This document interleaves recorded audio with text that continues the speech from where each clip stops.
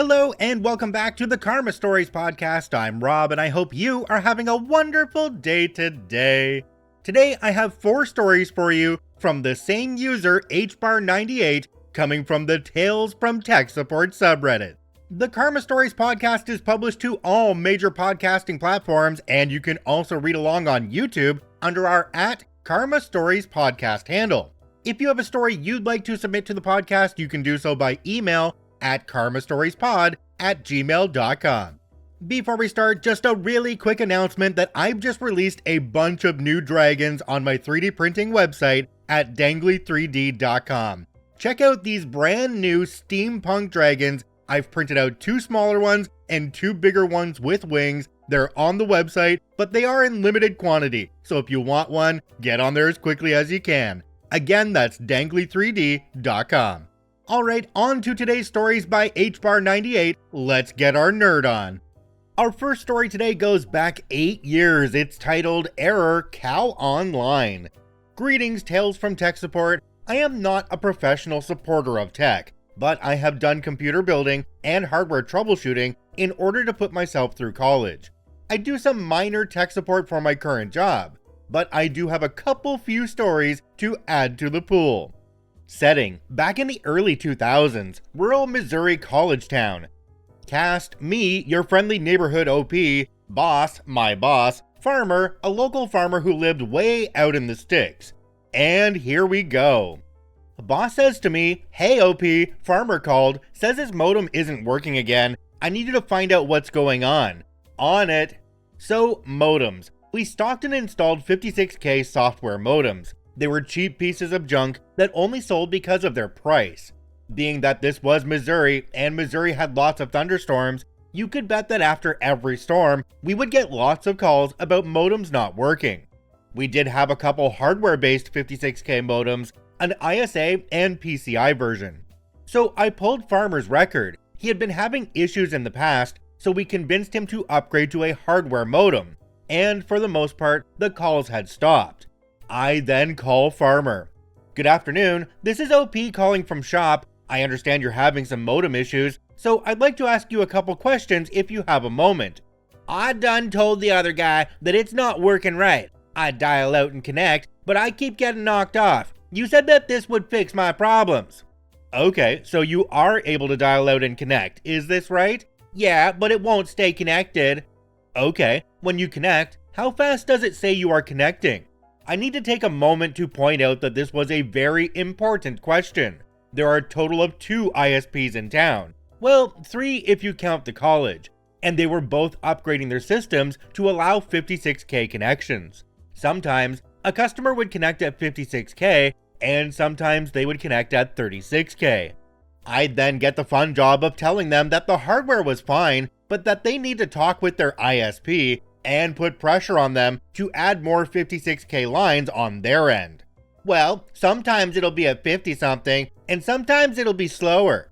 We go back and forth for a while, and I discovered that it really doesn't matter what time of day he connects or at what speed, it really is randomly dropping him. We bypass the fine filter for a moment, and he still can get disconnected. Voice quality is fine, and I never hear him drop while we are on the phone. "Hey, boss, I don't think it's our modem. He's connecting fine, and there haven't been any storms in the past week. I think there's something else going on." "Looks like we're sending this to the phone company." Phone company sends techs out to Farmer, and I hear the result. Farmer's phone line runs through his field before it gets to his house. Farmer has several cows who have learned that telephone poles make good scratching posts. Cow gets an itch, they scratch, and that makes the poles move and causes enough interference to knock the modem connections out. I'm kinda disappointed to say that I remember being on the internet through dial-up and taking 3 or 4 minutes just to see a good pair. They are correct, the slightest little bit of interference on the line would make the connection go out. I think I was in one of the lucky families though. My dad had to have the dial-up internet for work, so they put a second phone line into the house. I remember my friends who had to get off of the internet because their parents wanted to make phone calls. Oh my, the times have changed. Alright, the second story is titled Little Finger Sync Warranties. Hello again, Tales from Tech Support. After talking about cows disrupting the internet, I have another tale I'd like to share. The setting, rural Missouri country town, early 2000s. At this point in the story, I am working at a small computer shop. It's just me and boss. I build computers and take pride that I've copied Voodoo's cable origami.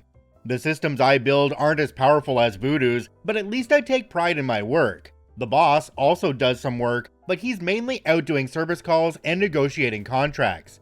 We also have a storefront where we sell cheap software modems, nice hardware modems, a few Nvidia cards, and various other parts. The cast, me, not as cynical as I am today, boss, hard worker, comes from a military background, mother, just wants the computer to work, child, strangely quiet. The story. It's another wonderful late spring day in Missouri, which means the temperature can go from 30 to 90 in an afternoon. The shop is in an old converted bank, complete with a safe inside a small concrete-lined room. I don't recall if we ever got the safe open. There are a couple computers burning in on the tables. They weren't high-powered rigs to be sure. This was during the Athlon era, socket A to be precise. The boss used AMD processors exclusively, but we would special build with Intel when asked. Everything was humming along, so I started to go through stock in the back to see what we would need to order from our supplier in Kansas City. It was about that time that boss came through the double swinging doors. "Hey OP, I've got a system for you to look at." "Okay, what's it doing, or not doing?" "Lady says it won't come on." "Right, that's a lot to go on." "Oh, and she's here, so find out what's going on quickly." The tower is brought back, so I hook it up to a monitor and keyboard, plug the power in, hit the switch, and it posts. It tests the memory, then tries to identify the hard disk drives. It finds the CD-ROM, but no luck on the hard disk drive. No disk found. Insert disk and press any key to continue, or press F2 to enter BIOS. There's something screaming in the back of my mind, but I don't listen. Right then, there's a few things that could have happened. Power down, unplug the power cable, then pop the side off and start looking. Internally, I say, okay, let's do the easy stuff first. Parallel cable isn't loose on either end. Power cable is seated. Let's double check the jumpers to make sure they are configured properly in master and slave. They are. Okay, let's start with the more complex stuff. The more complex stuff involved isolating the hard disk drive by itself on its own ribbon cable with a power lead that the CD-ROM had been using, so I knew it was fine. I finished plugging and unplugging cables, moving jumpers, then I plugged the power cable back into the PSU. I take a deep breath and push the power button. The board beeps, the screen comes on, memory test completes, and there's no hard disk drive detected. I enter the BIOS and make sure it is set to auto detect. Still can't find the hard disk drive. It's around this time that the back part of my mind is finally making itself heard. Listen to the computer. What? Okay. I turn the computer back on and put my ear right up to the computer. It didn't sound right. After you power on hundreds of computers, you know the unique sounds that particular hardware makes. Western Digital hard drives make a different sound than IBM Dexstars. Bigfoot drives sound different from Seagate, and so on. This was a Western Digital drive, and I was very familiar with the sound they make. But this one was wrong. It was too high-pitched. I couldn't hear the actuator arms thrashing back and forth. So I power down, remove the power cord, pop the other side panel off, and remove the drive. There are two very important things that you never do to a hard disk drive for warranty purposes. You never remove the "do not remove this sticker" that covers the tiny hole that equalizes the pressure in the hard disk drive. And you never break the seal stickers on the side of the drive.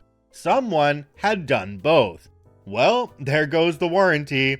I grab my boss, leaving the lady up front with the child. So here's the deal. I think someone has tampered with the drive." "What?" "Look here, the stickers are sliced through, and you can tell that someone went to town on the screws." "Open it, I'll get the lady." Now, to be honest, I've always wanted to see the inside of a modern drive. There was an old huge drive that boss had taken out of an ancient machine, and the drive was on display. I grab a screwdriver when boss returns with lady and child in tow. Child takes one look at me, looks down at the hard drive, sees the screwdriver in my hand, and then hides behind Lady and starts to cry. I remove the screws and lift off the case of the hard disk drive. Inside are several very shiny platters covered in fingerprints and jelly. Well, there's your problem. Lady says to Kid, "What did you do? Didn't I tell you not to take the computer apart again?" I said, "What, again?" "Yes, he's done this before. We'll find parts scattered throughout the house. This time I found that thing under his bed. I guess I know why now. Everything's gone, isn't it?" "Yeah, we can't do anything with this drive. It's completely toast. And we won't be able to warranty it either. You'll need a new drive." "Wonderful," she says to the child. "When we get home..." Jumping down to the comment section on this one, there's one from a user called Captain Quick. It says, "I wonder if there's a website somewhere that has pictures of various failed hard drives. Your disk with jelly and fingerprints would probably rank up near the top." OP responded and said, "My boss actually had a wall where he would screw burned out hardware in an interesting pattern. It had lots of RAM." What this kid did sounds like something that I would have done when I was a kid as well. Dismantling things that probably shouldn't have been dismantled, and I would have gotten in deep trouble if they'd known that I had, like mom's vacuum cleaner or dad's radio. But anyway, they still work, so I must have done something right. But I don't think we should stifle the curiosity of children. Yes, this kid needs to be punished for opening up the hard drive on the computer, but maybe providing them with other things they can open up that have less consequence might be a good idea, because it'll help them learn. The next story's title is Patrick Starr's Theory on Office Equipment Moving. Howdy and hello. I have another tale I'd like to share, and this time it's about moving office furniture. On to today's story.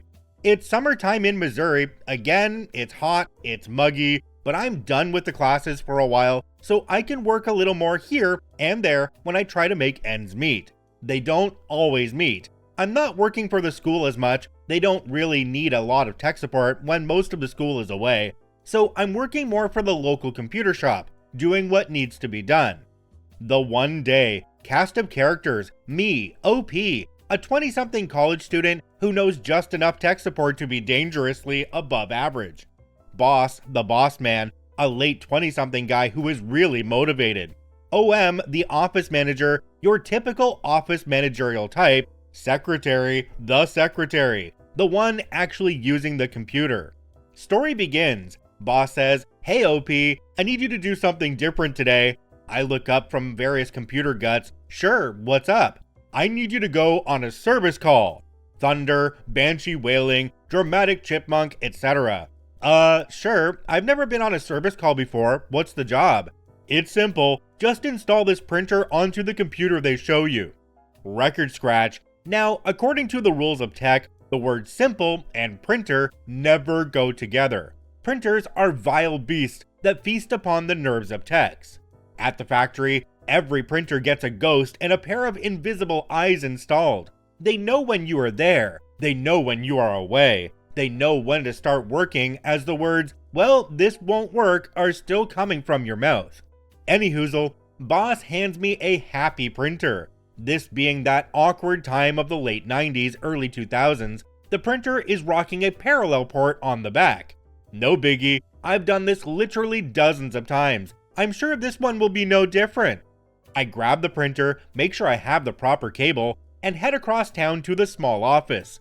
I don't recall what the office actually did. It may have been some sort of insurance or whatnot, but it was terribly important that bits of paper get moved around, and the lack of a printer was holding them up. I exit my car, grab all the supplies, open the door, and find my way to office manager. "Hello, I'm from computer shop and I'm here to install this printer." "Great, follow me." A few moments of walking pass. "Hey secretary, OP's here to install the printer." "Okay, just let me finish this up." "No worries, I need to unpack this thing anyway." Several moments of exciting unpacking continue, followed by a few minutes plugging the computer in. And now I need to install the software. Yeah, Happy software was always great. It takes a long time. The 4x CD-ROM drive wasn't helping. But I get the printer installed. I print a test page and it works. I have the secretary print from her program and it works. I know how problematic printers can be, So I have her restart the computer, go back into her program and print, and it works. Alrighty, you should be good to go. Thanks for allowing Computer Store to help you. Thank you.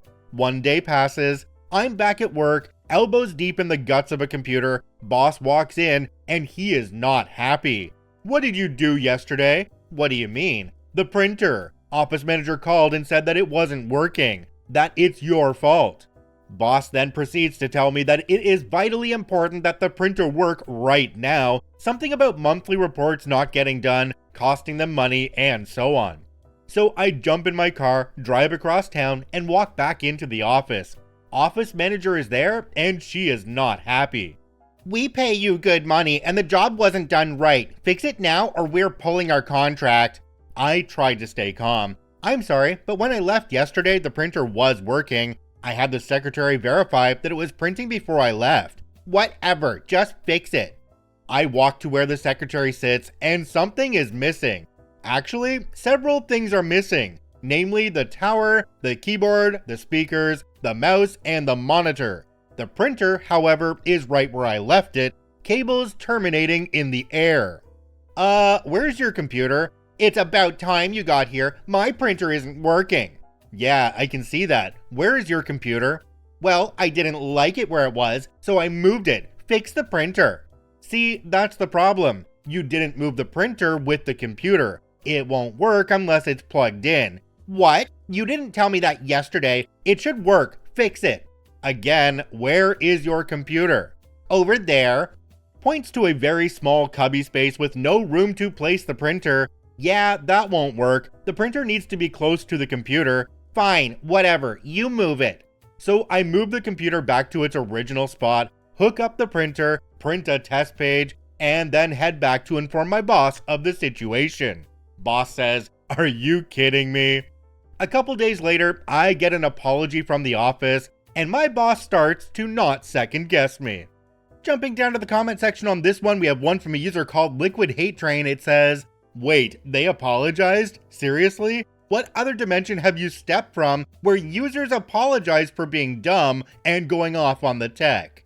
OP responded and said, "I suppose it's because we are in rural Missouri and some people still had a conscience. Of course, that was the only time a user apologized to me, when it was apparent they were wrong. I went to a family's house once because your POS computer we sold them wasn't making sound. Come to find out, they plugged the microphone cord into the speaker out port and the speaker into the microphone port. After I showed them how to color code things, blue plug goes into blue hole, green to green, pink to pink, they still insisted that it was our fault." Let's get back to one line in this story that says, "Printers are vile beasts that feast upon the nerves of techs. Truer words have never been spoken." I've had to troubleshoot printers a number of times over the course of my call center career and also being tech support for everybody in my family because I'm the one who is interested in computers. Printers suck. There's just no way around that. All three of those stories were from 7 or 8 years ago, but OP has come back to Reddit 8 days ago with a new story titled, "We All Fall Down," and a reintroduction. Hello again, or maybe for the first time. Some of you might remember me from such stories as Peanut Butter Jelly Drive, Interrupting Cow, and the wireless printer before time. I've been quiet for a while, and I have a very good reason for that. I'm lazy. That's not a good reason. What was I supposed to say? Oh, I've changed jobs, and am now actually in tech support, for reals. That's right, I'm now half of the one-man, one-woman crew that supports 4 US-based plants, plus a Canadian warehouse, a Mexican warehouse, and a whole gaggle of remote salesmen, customer support, and a bunch of other characters from a few different countries. And I've been compiling stories. Most may only be posted after a good amount of time has passed to better abstract people and places to keep nosy Nellies from making incriminating connections.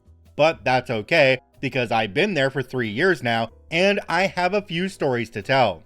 So with that introduction and reintroduction out of the way, have a recent story involving Big Blue, old data, and money. Time, August 2024. I've been with the company for nearly 3.5 years at this point. It's been great. The people are generally great. The work is sometimes tough but rewarding, and I've really helped my boss out by taking over projects and most daily tasks, freeing her up to actually be able to take vacation and enjoy herself from time to time. This was not one of those times.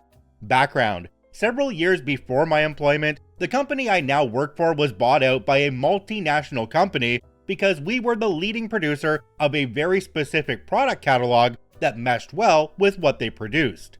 The US operations kept the old name, and the tagline, "A redacted company," was added to show who our overlords were.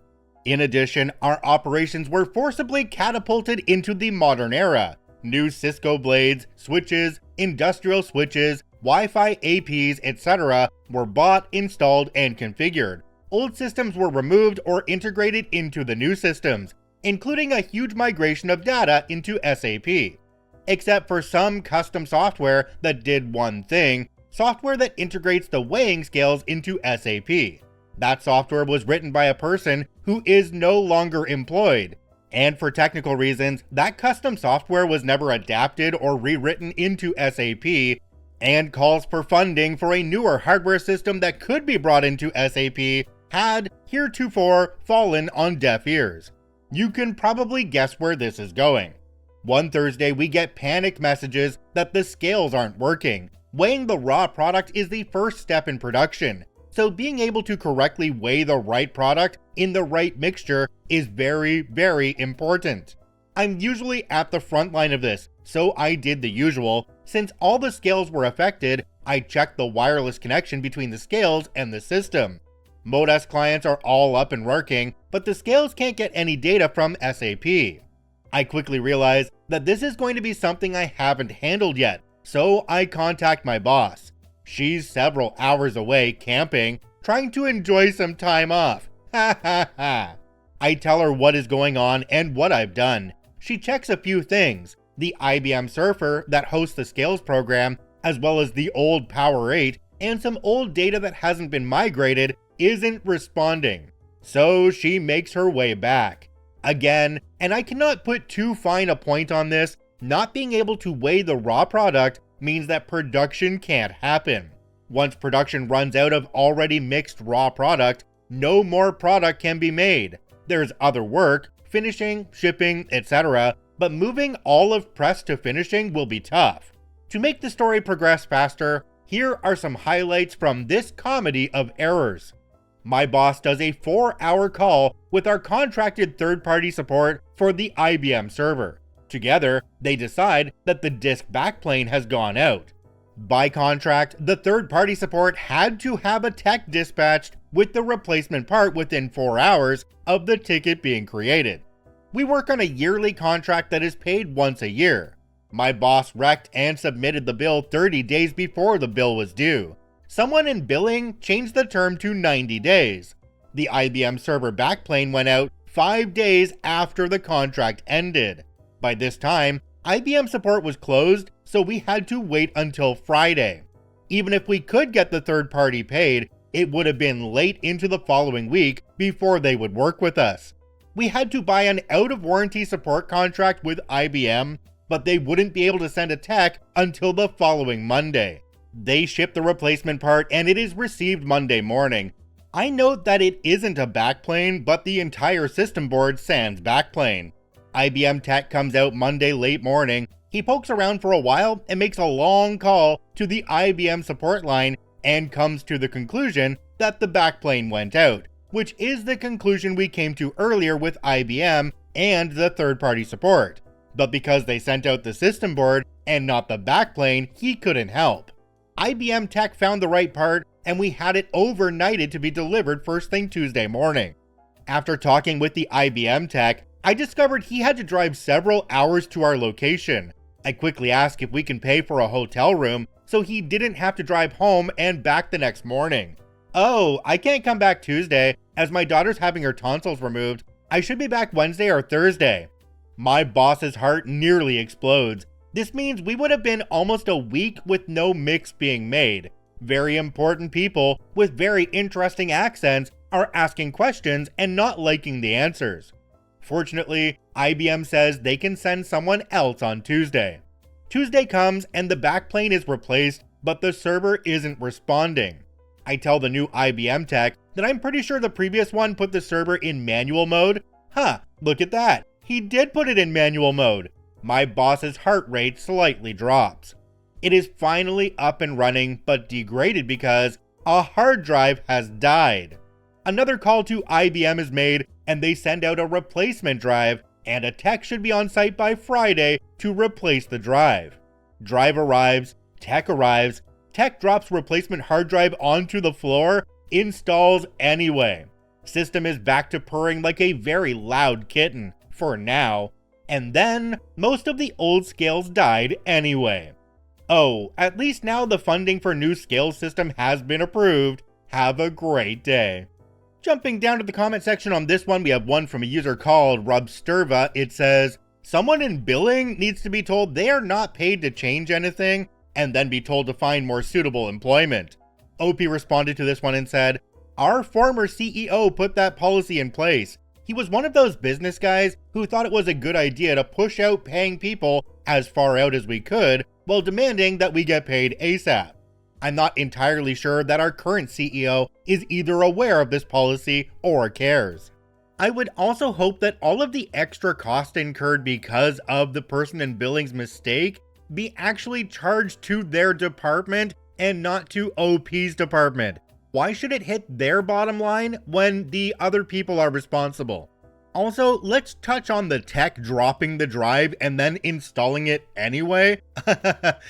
No, you need to get another one in there as soon as possible. We're talking overnight that so you can replace the one that you dropped, and yeah, that's getting charged to your company as well. If you enjoy daily Reddit stories, I encourage you to follow and add us to your favorites on whichever podcasting platform you enjoy the most. And if you're watching and listening on YouTube, please hit that subscribe button and drop a like on the video. It really helps us out. I thank you for watching and listening. I hope you have a wonderful day, and we'll see you tomorrow.